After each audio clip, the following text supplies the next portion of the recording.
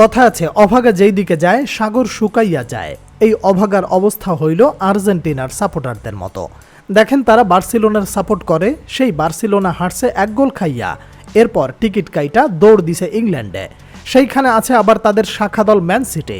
সেই man CTO একের পর এক হারতেই আছে। অবশ্য ম্যান সিটির কুফা লাগাইছে তাদেরই একজন।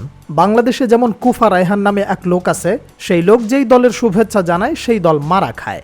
তেমনি ম্যান সিটির কুফা রায়হান ওরফের রোদ্রি খালি কইছিল সিটি বিশ্বসেরা ক্লাব। এরপর থেকে সিটি শুধু হারতেই আছে। সেইখান থেকে ফিরে আসার কোনো লক্ষণ নাই।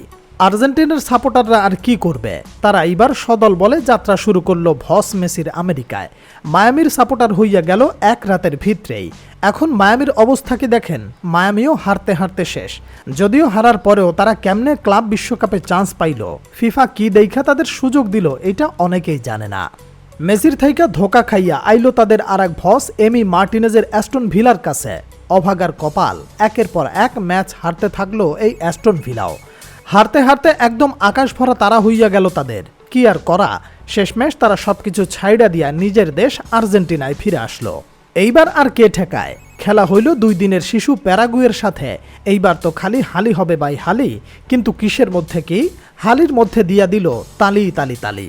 প্যারাগুয়ের মতো দুধের শিশু টাইপের এক দলের সাথে গেল হাইরা, খাইল 1 জোড়া খেজুর, ফেরত দিতে পারলো কেবল একটা।